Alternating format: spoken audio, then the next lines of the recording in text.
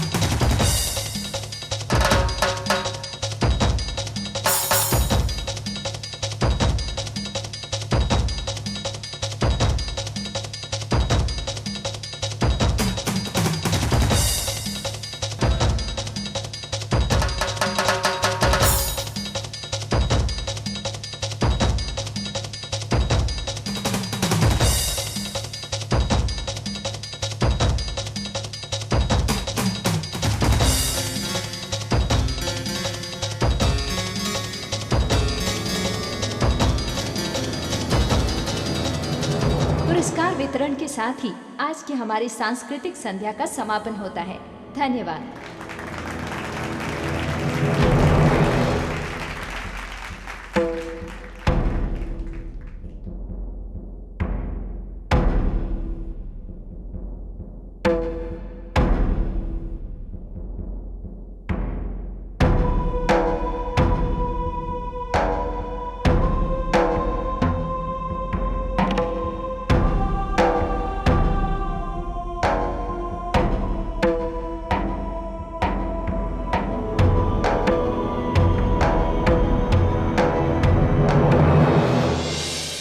मैंने ये मीटिंग इस रेस्टोरेंट में इसलिए बुलवाई है क्योंकि मैं इस टाइप के बारे में किसी को खबर नहीं देना चाहती।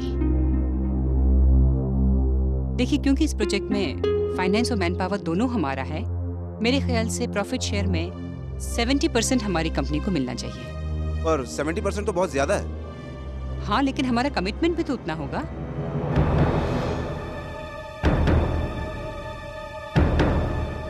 वहां पर बैठे।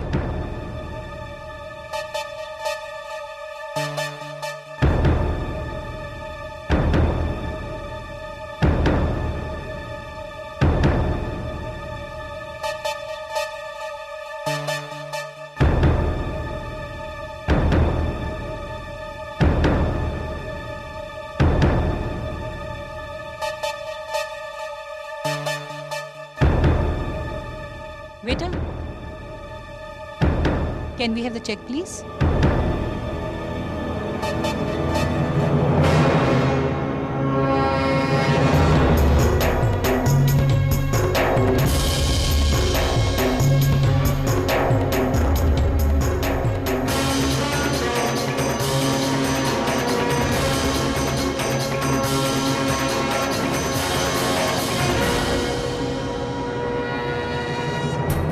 अब हमें चलना चाहिए। Thank you. Okay ma'am, thank you ma'am.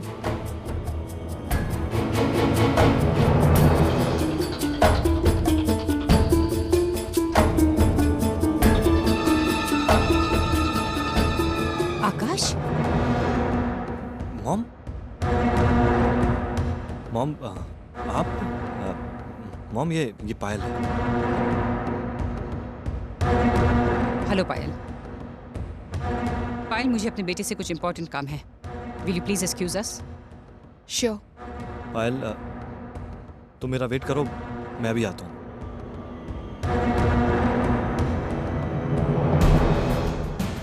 ये क्या हो रहा है आकाश?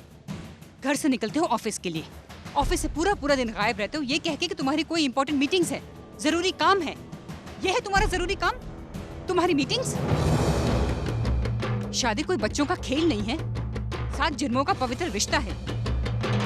तुम इस रिश्ते से मुंह नहीं मोड़ सकते हो, और तुम चाहोगे भी तो मैं तुम्हें इस रिश्ते से मुंह नहीं मोड़ने दूंगी। नहीं मानता मैं ऐसे रिश्तों को जिसमें आपकी खुशी है और मेरे लिए मुसीबत का फंदा।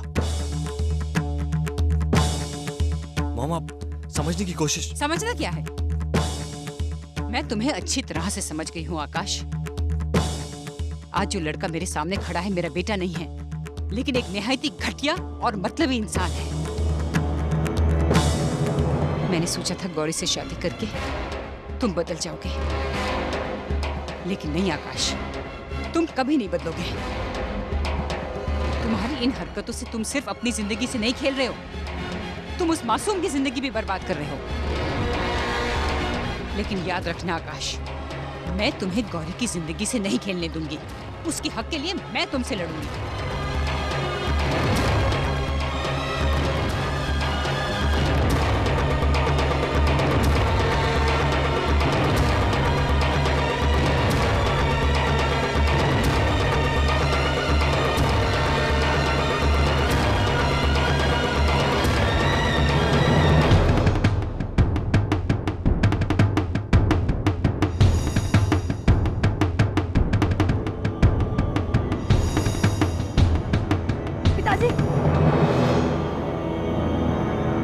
सुनिए तो।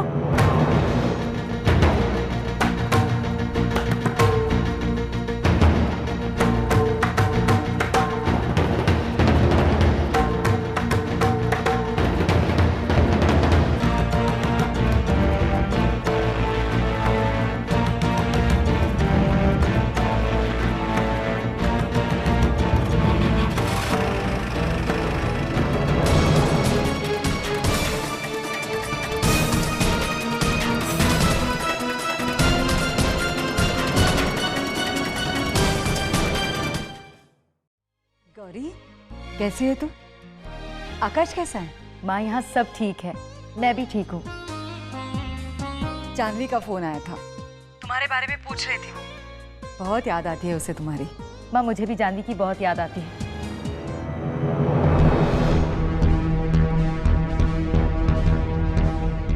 माँ, मुझे कुछ जरूरी काम है, मैं आपको फोन करती हूँ।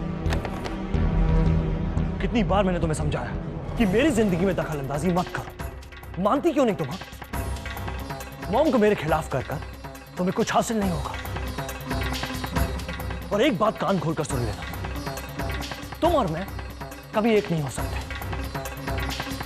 इसलिए बेहतर होगा कि तुम इस घर के साथ साथ मुझे भी हमेशा हमेशा के लिए भूल जाओ।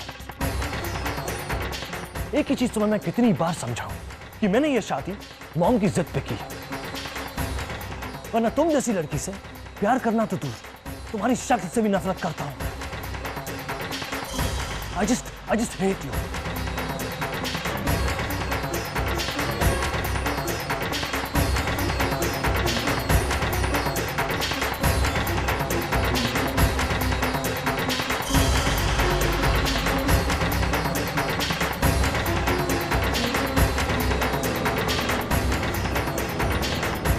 आकाश,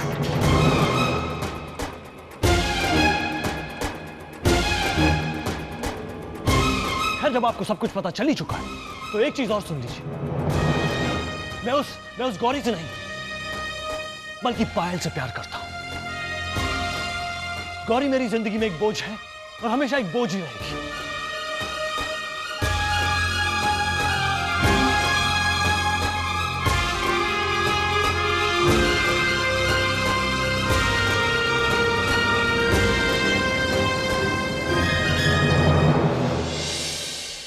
वकील साहब, चाहे कुछ भी हो जाए लेकिन पवित्रा बचनी नहीं चाहिए। देखिए, पवित्रा को सजा होने से कोई नहीं रोक सकता, लेकिन जैसा कि आपने बताया, अगर आपके भाई युवराज उनके फेवर में गवाही दे देंगे तो हम कुछ नहीं कर पाएंगे। आप अपने भाई को समझा लीजिए, बाकी पवित्रा को सजा दिलाना मेरी गारंटी। नमस्ते।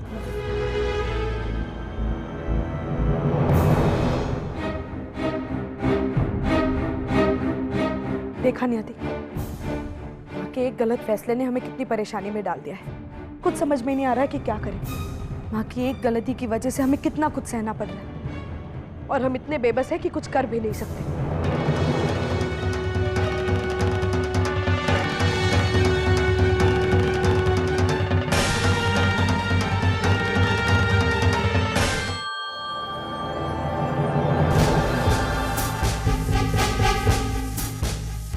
अरे क्या बुद्धि भ्रष्ट हो गई तुम लोगों की?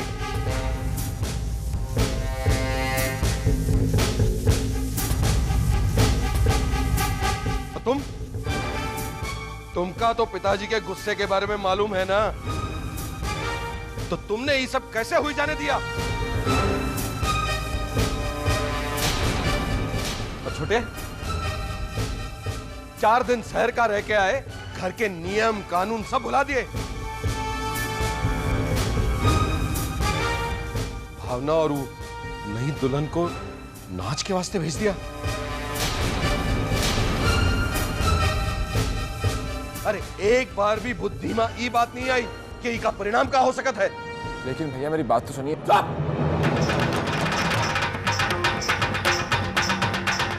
तुम्हारी ये शहरी बातें यहां नहीं चलने वाली।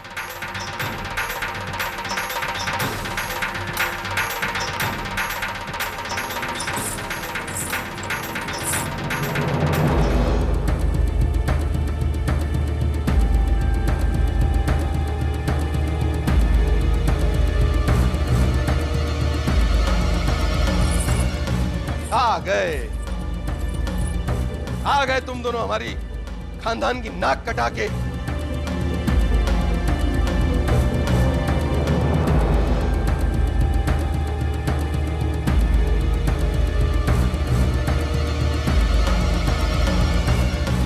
कारी,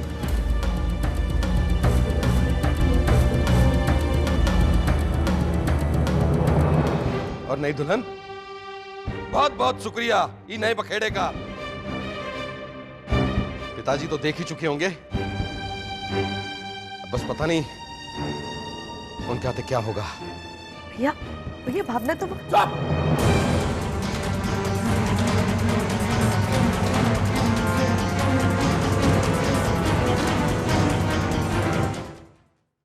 अरे मंच पर सबके सामने नाची है ये।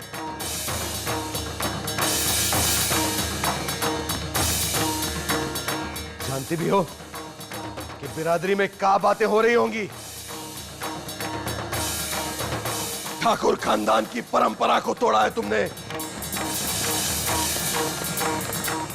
जिस घर की बहू बेटी घर की देहरी नहीं लांघती, उस घर की बिटिया सबके सामने नाच की नुमाइश कर आई है।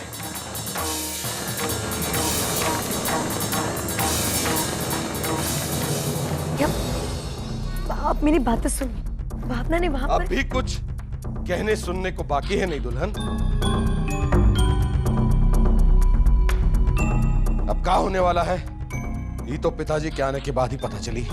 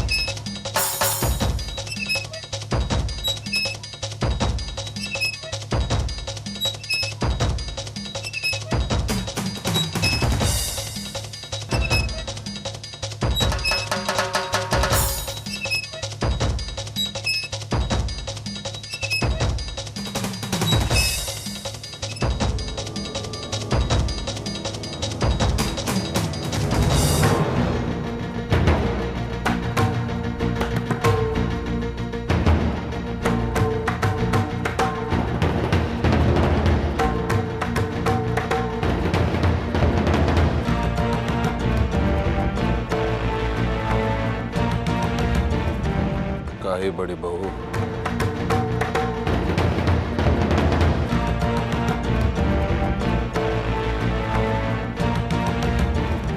भूख लगी हमें, भोजन लगा था।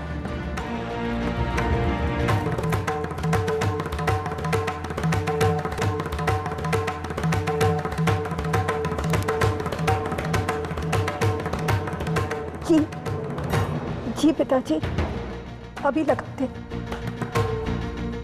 नहीं दुल्हन, चलो।